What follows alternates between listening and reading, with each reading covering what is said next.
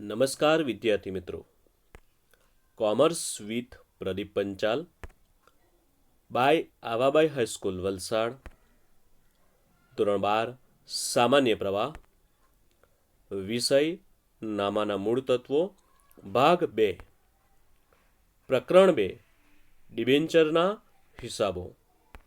આજના આ વિડીયોમાં આપણે સ્વાધ્યાયનો પ્રશ્ન નંબર 17 જોઈશું, જેમાં ડિબેન્ચર વટાવે બહાર પાડી પ્રીમિયમે પરત કરવાનો દાખલો છે.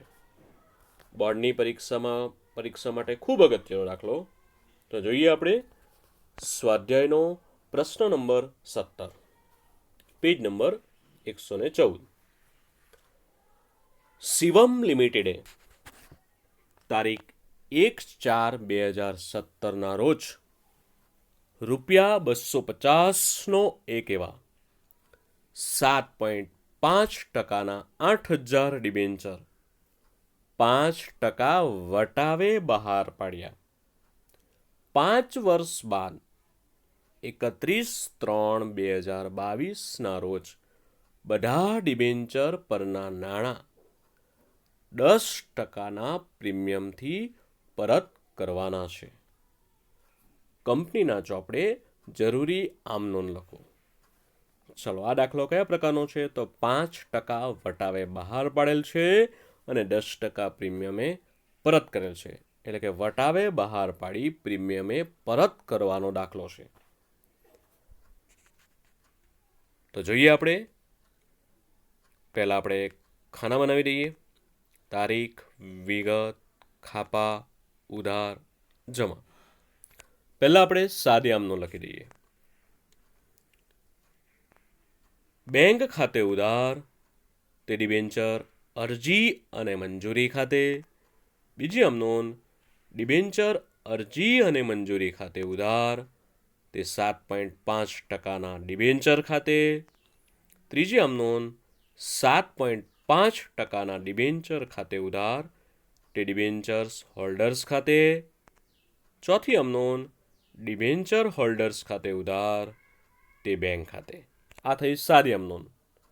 હવે અંદર આપણે એડ કરવાનું. પહેલાં વટાવે બહાર પાડ્યા છે એટલે વટાવ એડ કરવાનો. તો બીજી આમનોંધમાં આપણે વટાવ એડ કરીશું. ડિબેન્ચર વટાવ ખાતે ઉધાર.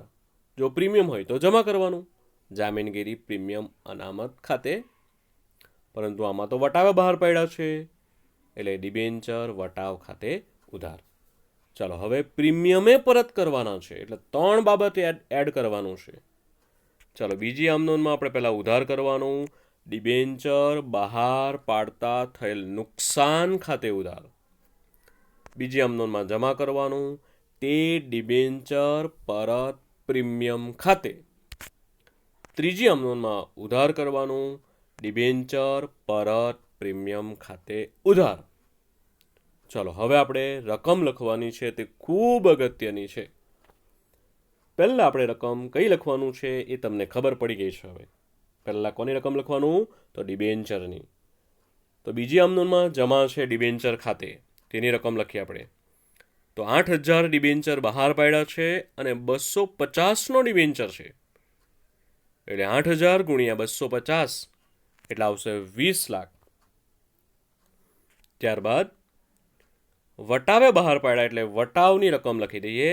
તો 8,000 ગુણ્યા 5% વટાવે. હવે ડિબેન્ચર 250નો છે તો 250 ગુણ્યા 5% એટલે આવશે 12.5. તો 8,000 ગુણ્યા 12.5 એટલે ડિબેન્ચર વટાવ ખાતે ઉધાર રકમ આવશે 1 લાખ. હવે પ્રીમિયમે પરત કરવાનું છે તે રકમ જોઈએ આપણે. તો 8,000 ડિબેન્ચર, હવે 10% પ્રીમિયમે, તો 250નો ડિબેન્ચર છે એના 10% એટલે આવશે 25. તો 8,000 ગુણ્યા 25 એટલે રકમ આવશે 2 લાખ. હવે ડિબેન્ચર પરત પ્રીમિયમ ખાતે જેટલા આપણે જમા કર્યા એટલા જ નુકસાન પણ ઉધાર કરવાનું, તો 2 લાખ. હવે જમા આપણે 22 લાખ થયા. 20 લાખ પ્લસ 2 લાખ 22 લાખ. અને ઉધાર 3 લાખ થયા. તો 22 લાખમાંથી 3 લાખ બાદ કરીશું એટલે ડિબેન્ચર અરજી અને મંજૂરી ખાતે ઉધાર આવશે 19 લાખ. હવે એ પહેલી આમનોંધમાં જમા રકમ લખીશું 19 લાખ, ઉધાર પણ 19 લાખ લખી દઈએ. ત્રીજી આમનોંધની રકમ લખીએ. હવે ચલો, ડિબેન્ચર ખાતે ઉધાર, તો બીજીમાં જમા જે છે 20 લાખથી આપણે ઉધાર કરી દેવાનું. પરત પ્રીમિયમ આપણે આગળ લખેલા જ છે. બીજી આમનોંધમાં જમા 2 લાખ, તો એ ઉધાર કરશું 2 લાખ. બેનો સરવાળો 20 ને 2 22 લાખ, તો જમા લખીશું 22 લાખ. ચોથી આમનોંધમાં ઉધાર ડિબેન્ચર હોલ્ડર ખાતે 22 લાખ, જમા પણ આવશે 22 લાખ. તો આ દાખલો પણ પરીક્ષા માટે ખૂબ અગત્યનો છે. બોર્ડની પરીક્ષામાં પૂછાવાની શક્યતા ખૂબ છે. એટલે આમનોંધની બરાબર તૈયારી કરવાની. રકમ લખવામાં કેવી રીતે લખવાનું તે પણ બરાબર ધ્યાન આપવાનું. આ કયો દાખલો હતો? વટાવે બહાર પાડી પ્રીમિયમે પરત કરવાનું.